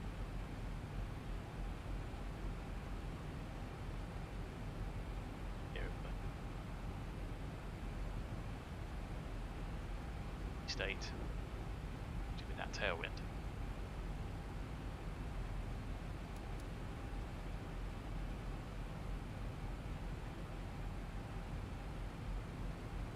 Not a bad little loop. Like I say, we'd have only started the descent a little bit earlier. That sort of shelf is there to get you over the line. Yeah, mate. Flight school, no. So I just fly casually at a club rather than anything else. Yeah, so I work full time, but keep flying on the side. There's an element of hour building to it for a CPL. I'd still need to do the exams. Different story. Together. Let's take flat match speed. What I'll do is bring vertical speed back just to smooth it out a little bit. And you can see it's coming back, but it does come back quite slowly. It's going to be a right turn to 134.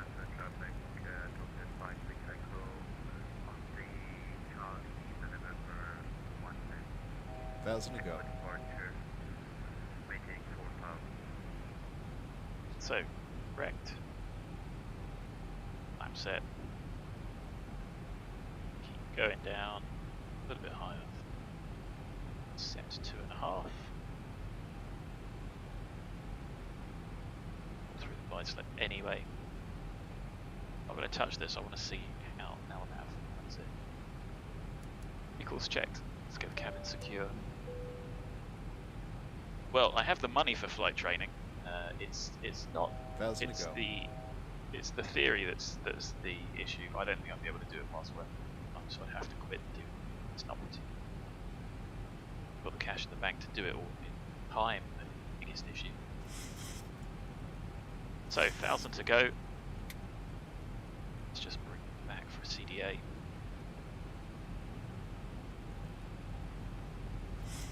I want to see how LNAV. Bring it back that far, shall we? See how LNAV applies this. That's the point we want to be 2.5. So ES to finesse. Not finessing very well, am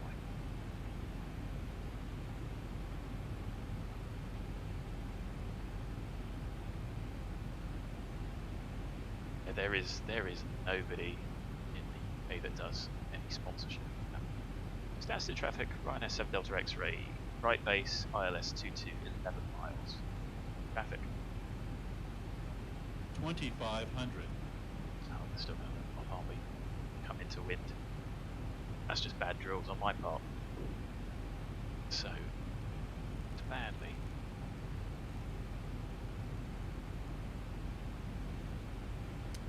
Going to end up in some cloud or something. There's the localizer alive.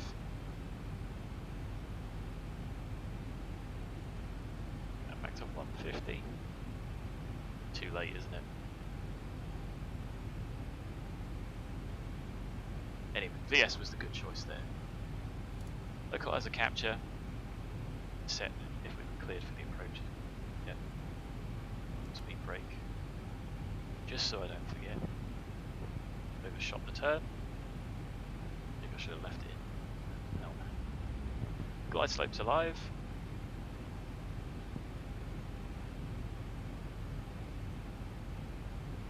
To be honest, look, that's a little bit better than yesterday, but still not perfect. Just really didn't take into account that wind. Right. Flap 5, match speed.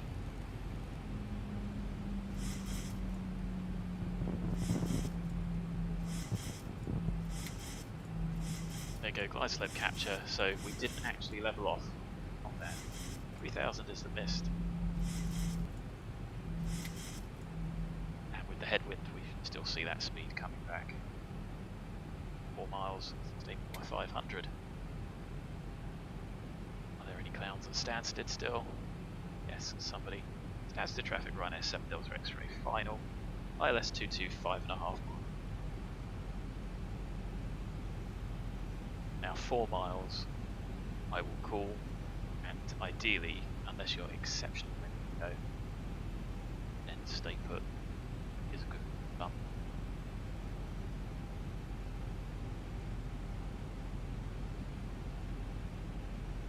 Me too, let's just come on.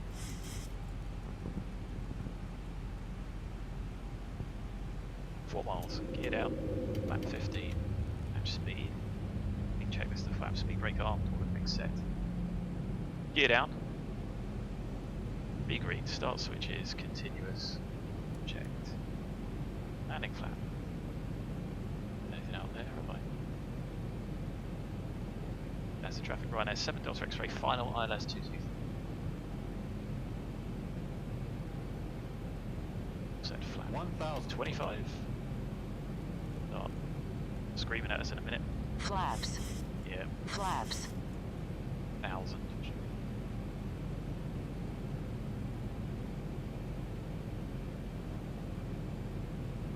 That guy go. Okay, that is an intersection. Lap 30. Approaching. 2. Checklist complete.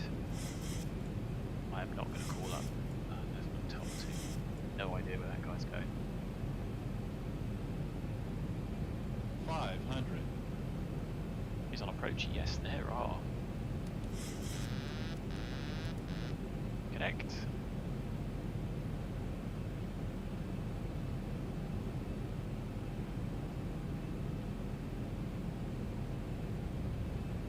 A bit low.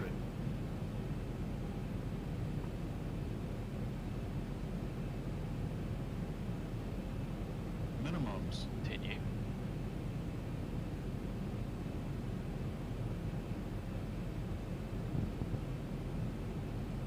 $50, $40, $30, $20, $10. A little bit of a float. Come on, down we go. There we go. $20. That was better. That kid really going for 0-4. No. Didn't self-clear to land. Taxi line, did I? Never mind, no one died. Manual braking. Really likes it. Reverser's stowed. It's full manual braking. Down to 4 minutes. Rudder to take us off the runway.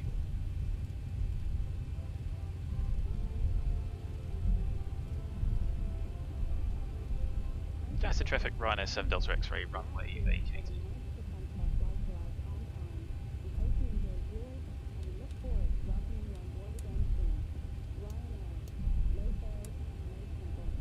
Start the APU. Clean the airplane up. My own sweet time.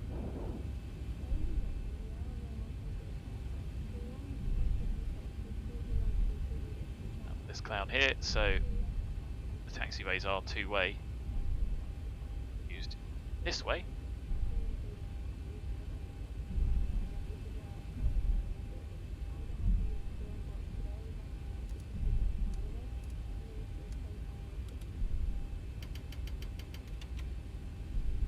Said that not cleaning the airplane up myself.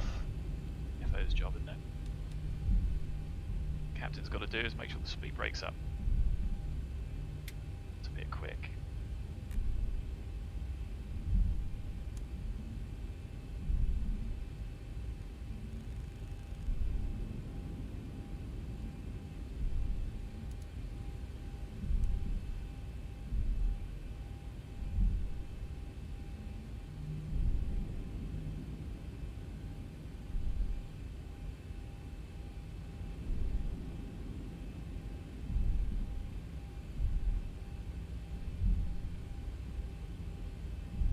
.200 at 7. Where's he going?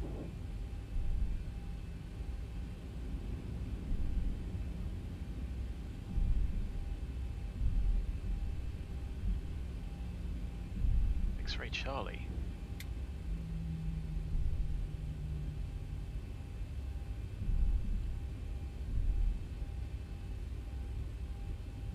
Taylor at Heathrow. Where you going, Fred?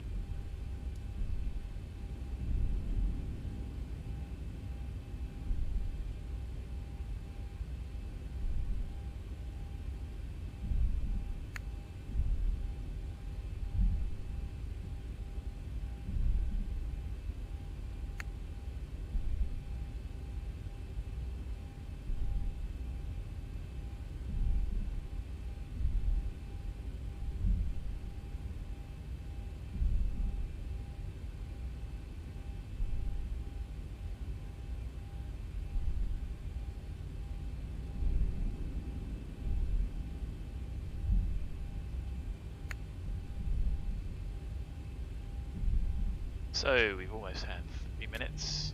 I don't know where we're going to park. But I know, just shut down an engine.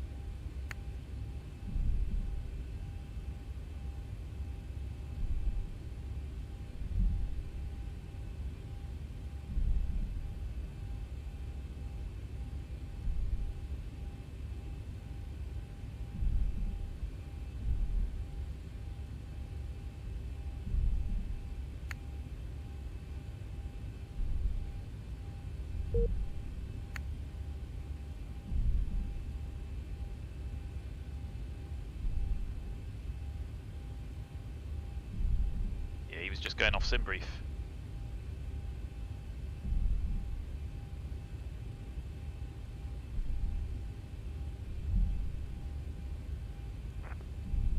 Student London. I didn't bother speaking to him. Right, which one are we going to shut down? London Control, good evening, London Good evening. 19787 Yankee with you. It's 2-1 sir, ED787 Yankee, London, hello, squawk 7463. Squawk 7463, ED7 Yankee. Lufthansa 825, hello, climb flight level 310, what's your requested final level?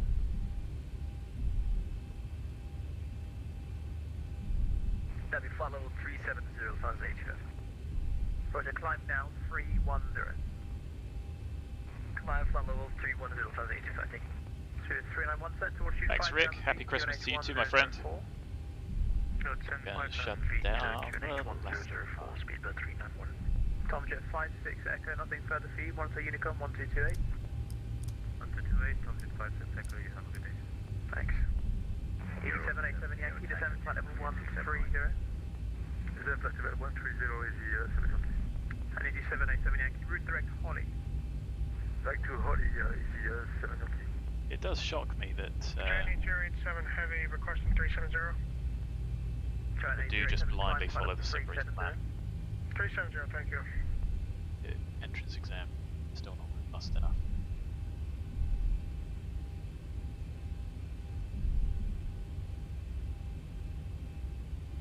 I wouldn't say shock, but you know nothing about flying and you just jump into it. Yeah, it is a challenge.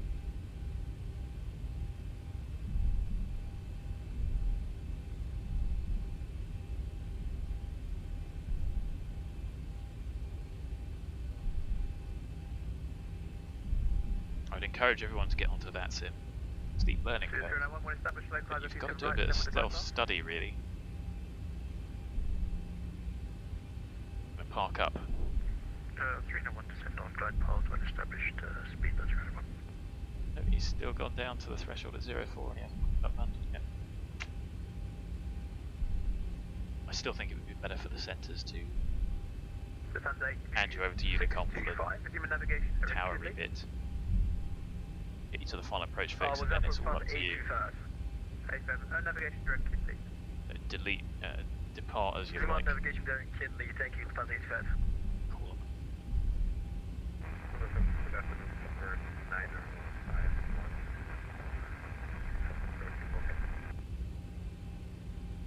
So down 151 taxi on Bravo and then right November Bravo to Echo. Go Bravo, stand 2-2, why not? Nobody looks like they're down here.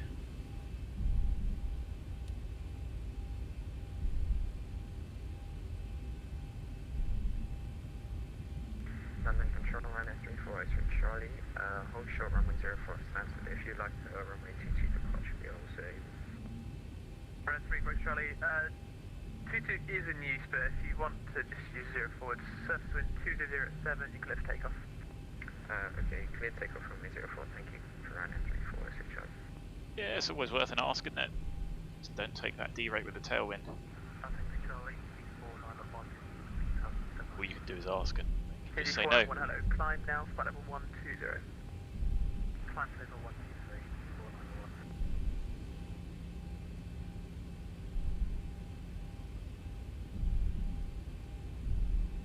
London Control, Speedbird 1946 is with 1947. I mean, it should also get your brain going though. Why is everyone else? I feel like saying everyone on the freeway is driving the wrong way. Bravo arrival, descend, flight level 240. Oh, we didn't get to have a look. We'll have a look at the fixes that I've made. Runway 15. AFM 15 in use. Roger 15, Speedbird 1947. Turkish 14, climb, flight level 330. I don't get too left. Flight level 330, Turkish 14. It's a little bit uphill as well, as I'm sure you've noticed.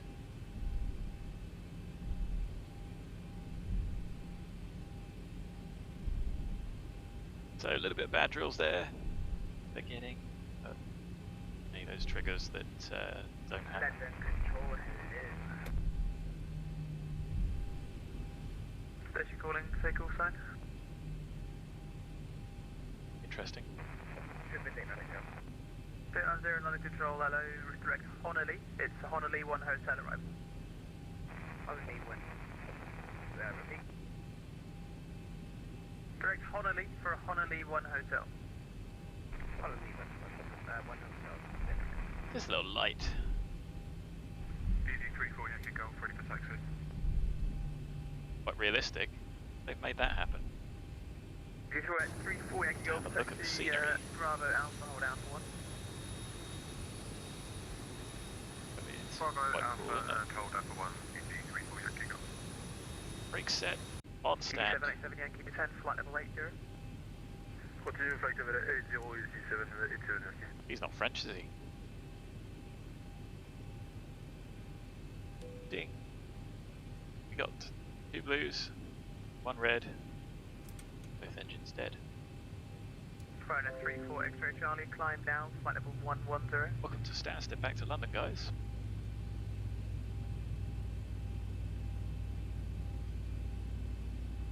110, right now, 34, Scenery to check.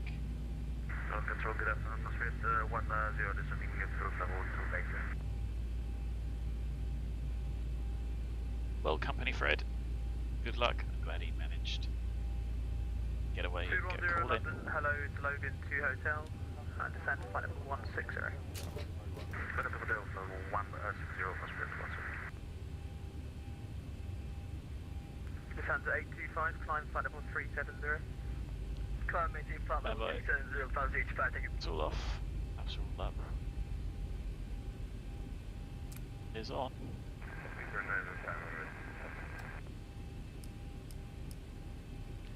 CPU's off. Vietnam 151, clear takeoff 27 left, wind 1906.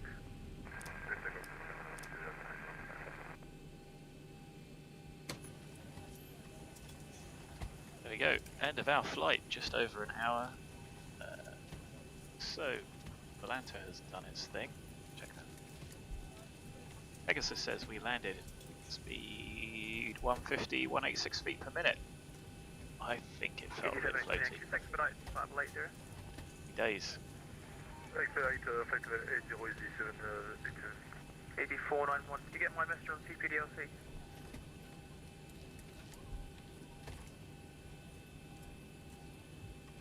So I have disconnected off of VATSIM because I didn't speak to him in the first place.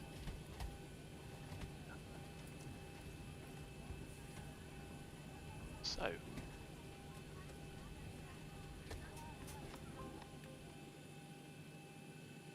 there we go, that's us.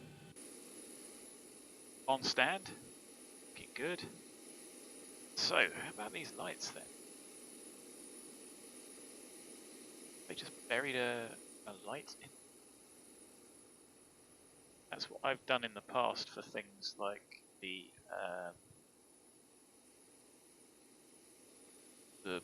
buoys, buoys at Ortho. Yes, look, you can just see a hidden. I think that's a runway line. Maybe they do exist in reality. Potentially somebody that works at Stansted has done a lot of work on this, because I mean, look at the markings, everything else. They've put some real effort into this, which is good. Well done them.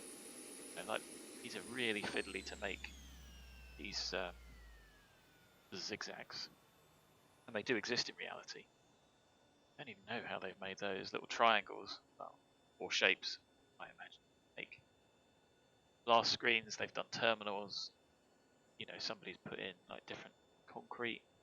You have to make those arrows by scratch, from scratch. But let's go see what I've done. So I've taken away the strobes. I have joined up, and I've submitted this to the gateway, so it should be on there soon. Remember there was a gap there. I have sorted that out, and I think because this wasn't quite over the runway, you can see that that bit just about lines up, and it looks like it's had the effect of dropping those down. It looks a little bit odd, so what I might do, add a little bit more border to this just to get these to recess as well. As you can see, they are, I think, recessed in real life. That one that was there that was poking up recessed because the taxiway is now up and the strobes have gone. So all in all, I think that has fixed the glitch. The shoulders are a bit too wide. They're not if you look at them. They look like they follow the contour. The external. Somebody put the effort into doing those little steps, which are really annoying, but that's exactly what it is in real life, those patches of concrete. That's not perfect, but the ortho source differs as to exactly how that's portrayed. So I've given it a go. That bit's missing. I could probably, but that's literally all I did, was just tidy this bit up, because I don't know if you noticed yesterday that down here there was a gap in the tarmac. So I have fixed that glitch. Added the shoulders, which don't look as good, but you know, not far off, relatively realistic. And so the question is, do we add a little bit around here to recess those? The answer is probably potentially because it does look. So I could do that, and they don't get recessed. Oh, hello. Fix this one now. No, that one is recessed. So if you don't join the taxiway to the runway, those don't get recessed. So it's quite important to do that. Otherwise they poke up and it's odd. Countdown markers. I don't know if it has them. Maybe it does. They look like they've been placed by hand. But yeah, so I mean, just little tweaks like that, difference, and because those weren't recessed, were they? I don't think while we were going through them. So that has helped. Yes, I like to think it's helped. Anyway, shall we have a look at the replay?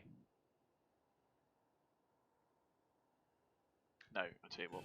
Shut the doors off the replay first. That could have been a disaster.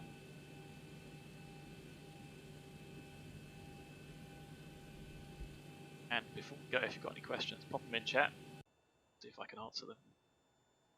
And we that.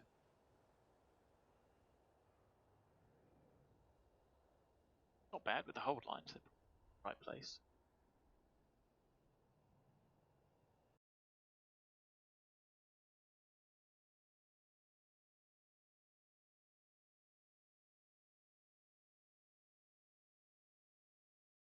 How long I've been talking.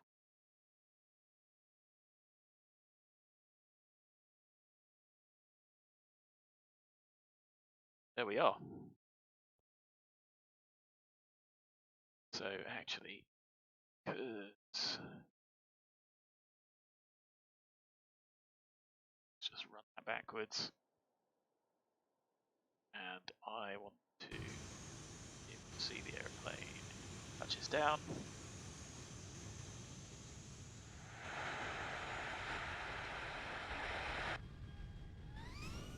Out here, wasn't it?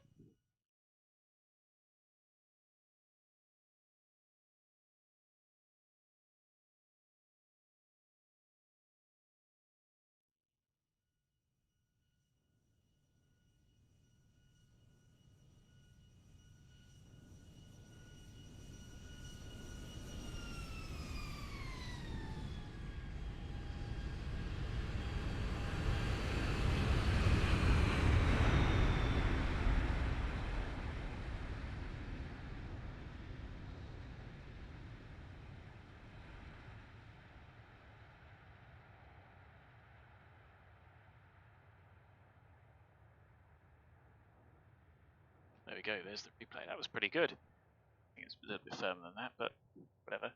Hello Rocket League, you remember me, do you? Where from? There you go. Made the second exit with a bit of manual braking. I should have done that a little bit earlier. You can see just those. So the shoulder is actually probably. So that wasn't there before. I'm glad I put that on. Little tweaks that make things just that a little better. Bad. Yes, I do fly on VATSIM. You've seen us. We just did. So unless there's any more questions, I'm going to say thanks very much for joining, guys. I hope you enjoyed it.